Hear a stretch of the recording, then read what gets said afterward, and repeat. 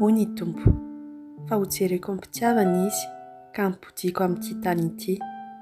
Ahoriko indray izy ka tsy horavako intsony, ambolaiko indray ka tsy hongotako intsony.